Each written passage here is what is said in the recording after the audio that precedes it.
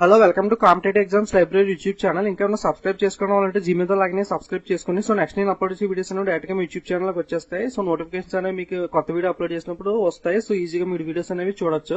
అలాగే ఇంకా ఎవరైనా వీడియోస్ అనేవి షేర్ చేయకపోతే సో వీడియోస్ అనేవి వీడియోస్ అనేవి మీ ఫేస్బుక్ వాట్సాప్ గ్రూప్ లో మీ ఫ్రెండ్స్ కి షేర్ చేయండి. సో నాకు హెల్ప్ఫుల్ అవుతుంది.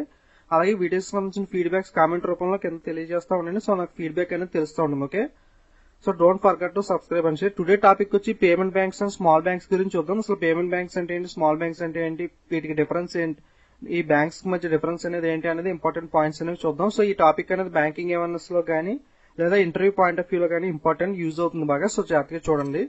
So first of all payment bank గురించి చూద్దాం. సో పేమెంట్ బ్యాంక్ అనేది నచికేత్ మోర్ కమిటీ రూల్స్ ప్రకారం ఎస్టాబ్లిష్ చేశారు. ఓకే, సో పేమెంట్ బ్యాంక్ సంబంధించిన కమిటీ హెడ్ అనేది Nachiket more. Okay, so payment banks committee head వచ్చి నచికేత్ మోర్.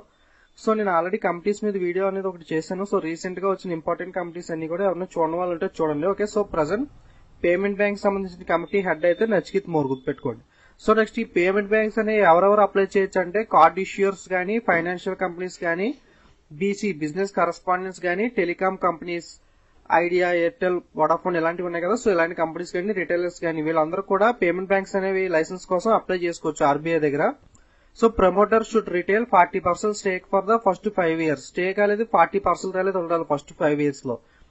సో టోటల్ గా ఆర్బీఐ దగ్గరికి 41 అప్లికేషన్స్ అనేవి పేమెంట్ బ్యాంక్ పెట్టుకోవడానికి 41 మెంబర్స్ అనే వాళ్ళు అప్లై చేశారు. అందులో 11 మెంబర్స్ ని ఆర్బీఐ సెలెక్ట్ చేసింది. ఓకే, టోటల్ గా 41 అప్లికేషన్స్ వస్తే అందులో 11 కంపెనీస్ సెలెక్ట్ అయ్యాయి. సో 11 కంపెనీస్ అనేవి ఏంటో చూద్దాం. సో ఆదిత్య బిర్లా, ఐడియాకి సంబంధించిన ఆదిత్య బిర్లా కంపెనీ ఉంది కదా, ఐడియా సిమ్ అనేది యూజ్ చేస్తూ ఉంటారు మీరు, ఆదిత్య బిర్లా. అలాగే Airtel M commerce. So Airtel M commerce అనే కంపెనీ కోటక్ మహేంద్రతో టైప్ పెట్టుకుని లాంచ్ చేస్తున్నారు అనమాట. Okay, Airtel M commerce and Kotak Mahindra bank. Next అలాగే Cholamandalam distribution services. Next department of post. So postal department ఉంది కదా, సో వీళ్ళకి కూడా లైసెన్స్ అనేది వచ్చింది.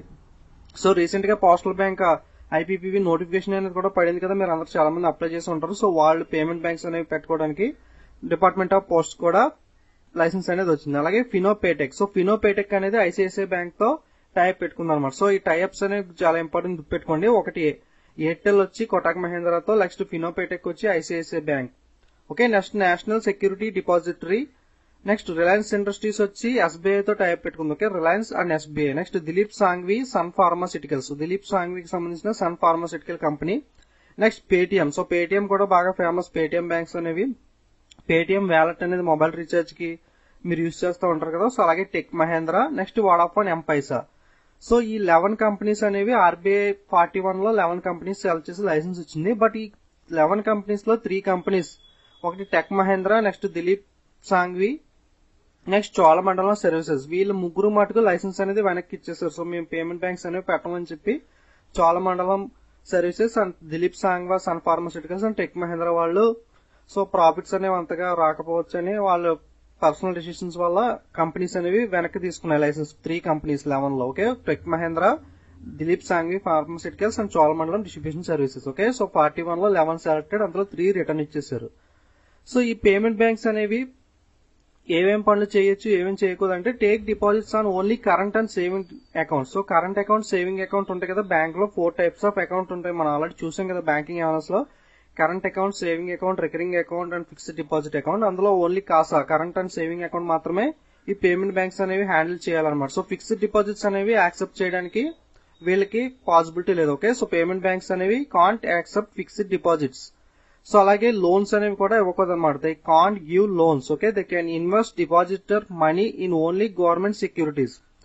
So savings account, current accounts ద్వారా వాళ్ళు డిపాజిట్ చేసిన మనీని కస్టమర్స్ వాళ్ళు లోన్స్ ఇవ్వడం గానీ లేదా బిజినెస్ లో పెడతాం కానీ చేయకూడదు. సో వాళ్ళు ఓన్లీ ఆ మనీతో ఏం చేయాలంటే ఓన్లీ గవర్నమెంట్ సెక్యూరిటీస్ లో ఇన్వెస్ట్ చేయాలి. సో మనం టైప్స్ ఆఫ్ బ్యాంకింగ్స్ లో నేరో బ్యాంకింగ్ అనేది చూసాం కదా. సో నేరో బ్యాంకింగ్ అంటే ఏంటి definition? So banks can invest funds in government securities అంటే risk free assets. So risk లేని చోట ఇన్వెస్ట్ చేయడం అండి. సో గవర్నమెంట్ సెక్యూరిటీస్ లో ఇన్వెస్ట్ చేయడం వల్ల మనకి లాస్ అనేది రాదు కదా, కన్ఫర్మ్ గా మనీ అనేది safe. So safe banking narrow banking అనేది. సో అదే విధంగా ఈ పేమెంట్ బ్యాంక్స్ అనేవి only narrow banking, safe banking అనేది మాత్రమే చేయాలి. అలాగా గవర్నమెంట్ సెక్యూరిటీ డిపాజిట్స్ లో ఇన్వెస్ట్ చేయడం ద్వారా. ఓకే, సో వాళ్ళు లోన్స్ అనేవి ఇవ్వకూడదు, ఫిక్స్డ్ డిపాజిట్స్ అనేది యాక్సెప్ట్ చేయకూడదు. ఓన్లీ ఆ సేవింగ్ అకౌంట్, కరెంట్ అకౌంట్ ద్వారా వచ్చిన అమౌంట్ ని వాళ్ళు ఓన్లీ గవర్నమెంట్ సెక్యూరిటీలో ఇన్వెస్ట్ చేసి గెయిన్ అనేది పొందాలన్నమాట. ఓకే, సో గుర్తుపెట్టుకోండి, cannot accept fixed deposits and cannot give loans. Only they can invest in government securities only. G securities means government securities. Okay, so next small banks గురించి చూద్దాం. ఇప్పుడు small banks అనేది committee head ఎవరంటే Usha Thorat. Okay, so payment bank committee head వచ్చి Narjit Mor. So అలాగే small banks committee అనేది Usha Thorat committee అనమాట. So small banks కి అయితే 72 అప్లికేషన్స్ అనేవి వచ్చాయి, అందులో 10 సెలెక్టెడ్. ఓకే, పేమెంట్ బ్యాంక్స్ కి 41 వస్తే అందులో 11 సెలెక్టెడ్, 3 రిటర్న్ ఇచ్చేసారు. సో స్మాల్ బ్యాంక్స్ లో 71 అప్లికేషన్స్ వస్తే అందులో 10 బ్యాంక్స్ అనేవి స్మాల్ బ్యాంక్స్ పెట్టుకోవడానికి సెలెక్ట్ అయ్యారన్నమాట. సో 10 బ్యాంక్స్ అనేవి ఏంటో చూద్దాం.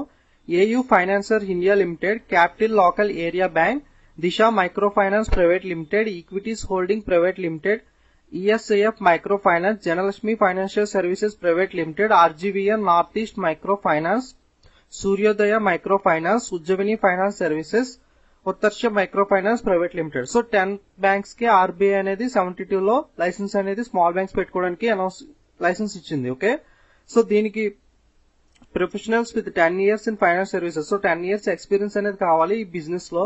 సో ఫైనాన్షియల్ సర్వీస్ బిజినెస్ లో 10 years ఎక్స్పీరియన్స్ ఉన్న వాళ్ళు మాత్రమే అప్లై చేయడానికి అర్హులు అనమాట. Okay, promoter group with 5 year track record.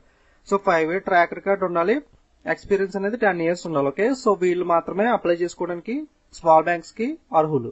అలాగే promoter initial contribution should be 40% lower to 26% in 12 years. Okay, 40% lower to 26% in 12 years. So ఈ స్మాల్ బ్యాంక్స్ అనేవి ఏమేమి చేయొచ్చు ఏమేమి చేయకూడదు అనేది చూద్దాం. ఓకే, కొన్ని accept all types of deposits like a commercial bank. So small banks అంటే బ్యాంక్ నేమ్ లోనే ఉంది కదా. సో స్మాల్ బ్యాంక్స్, బ్యాంక్ చిన్నది కానీ సో ఆల్మోస్ట్ బ్యాంక్ చేసి అన్ని కూడా ఈ బ్యాంక్స్ అనేవి చేస్తాయి. సో పేమెంట్ బ్యాంక్స్ అనేవి కొన్ని లిమిట్స్ ఉన్నాయి కానీ సో స్మాల్ బ్యాంక్స్ అనేవి మాక్సిమం చేయడానికి ఛాన్స్ ఉంది అనమాట. Can accept all type of deposits like commercial bank. So payment banks అనేవి ఫిక్స్డ్ డిపాజిట్స్, రికరింగ్ డిపాజిట్స్ అనేవి యాక్సెప్ట్ చేయడానికి ఛాన్స్ లేదు కదా. Only saving and current account మీద వాటి డిపెండ్ అయి ఉంటుంది. సో స్మాల్ బ్యాంక్స్ అనేది అలా కాకుండా అన్ని టైప్ ఆఫ్ డిపాజిట్స్ అనేవి యాక్సెప్ట్ చేయొచ్చు అనమాట కమర్షియల్ బ్యాంక్ టైప్ లో. సో ఫిక్స్డ్ డిపాజిట్స్, ఆర్డీ అనేవి కూడా స్మాల్ బ్యాంక్స్ అనేవి డీల్ చేస్తాయి. So that they cannot give out depositor money as loans to other customer but small area of operation. They cannot give out depositor money as loans to other customer but small area operations. So loans అనేవి ఎక్కువ ఇవ్వకూడదు కానీ but small operation లో చిన్న చిన్న loans అనేవి మాత్రం ఇవ్వచ్చు. పెద్ద పెద్ద లోన్స్ ఎక్కువ పెద్ద పెద్ద కంపెనీస్ కాకుండా చిన్న చిన్న ఎంఎస్ఎంఈ స్మాల్ మీడియం ఎంటర్ప్రైజెస్ కానీ చిన్న చిన్న వాళ్ళకి మాత్రమే స్మాల్ ఏరియా లోన్ లో చిన్న చిన్న లోన్స్ అనేవి ఇవ్వచ్చు అన్నమాట స్మాల్ బ్యాంక్స్ అనేవి. Okay, next joint venture are not permitted. So payment banks అనేవి మనం జాయింట్ వెంచర్స్ అనేవి చూసాం కదా. సో ఎయిర్టెల్ అనేది కోటక్ మహేంద్ర బ్యాంక్ తో, అలాగే ఫినోపేటెక్ అనేది ఐసిఐసిఐ బ్యాంక్ తో, రిలయన్స్ ఇండస్ట్రీస్ అనేది ఎస్బీఐ తో, ఇలా టైప్స్ అనేవి పెట్టుకుని పేమెంట్ బ్యాంక్స్ అనేవి లాంచ్ చేశారు కదా. సో బట్ ఇక్కడ మాత్రం అలా టైప్స్ అనేవి అలవ్ లేదు. ఓన్లీ సింగిల్ పర్సన్ మాత్రమే, సింగిల్ కంపెనీ మాత్రమే ఓన్ గా స్మాల్ బ్యాంక్స్ అనేవి ఎస్టాబ్లిష్ చేసుకోవాలి. Okay, foreign share holding will be allowed in this banks as per the rules for FDI and private banks.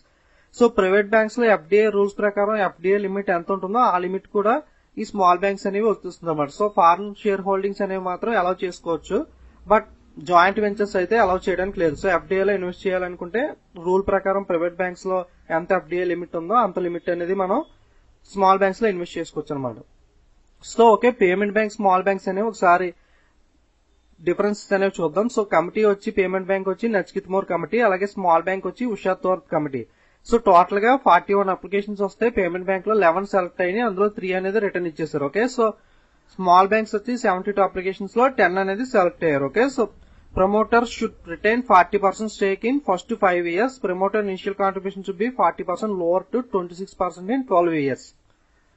So cannot accept fixed deposits. So fixed deposits అనేవి accept చేయకూడదు. Only payment banks అనేవి government securities లో మాత్రమే invest చేయాలి. Okay, so small banks అయితే can accept all type of deposits like commercial banks. So commercial bank ఏదైతే చేస్తుందో అలాగే అన్ని కూడా స్మాల్ బ్యాంక్స్ అనేవి చేయొచ్చు, బట్ పేమెంట్ బ్యాంక్స్ అయితే ఫిక్స్డ్ డిపాజిట్ యాక్సెప్ట్ చేయకూడదు. So they cannot give loans అనేవి ఇష్యూ చేయకూడదు అనమాట payment banks. They can invest depositors money government securities only. So small banks అనేవి they can give out deposit money as loans to others customers but small area of operation. So loans ఇవ్వచ్చు కానీ పెద్ద పెద్ద operations కాకుండా చిన్న చిన్న business purpose కానీ small medium industry కానీ స్మాల్ ఏరియా ఆపరేషన్ లో లోన్స్ అనేవి ఇవ్వచ్చు అనమాట. ఓకే, సో ఇది మెయిన్ గా బ్రీఫ్ గా పేమెంట్ బ్యాంక్స్ కానీ స్మాల్ బ్యాంక్స్ కానీ ఉన్న డిఫరెన్స్ అయితే ఇది. సో మనకి ఇంకా డీప్ గా అవసరం లేదు. So main what is what అని తెలుసుకున్నాం కాబట్టి మన concept interview point of view లో కానీ అడిగినా సరే, సో బ్యాంకింగ్ అవేర్నెస్ లో బిట్స్ టైప్ లో అడిగినా సరే మనం ఆన్సర్ చేయడానికి రెడీగా ఉన్నాం కదా. సో వీడియోస్ నచ్చినట్లయితే లైక్, కామెంట్, షేర్ చేయండి. అలాగే don't forget to subscribe and share. Okay, thank you.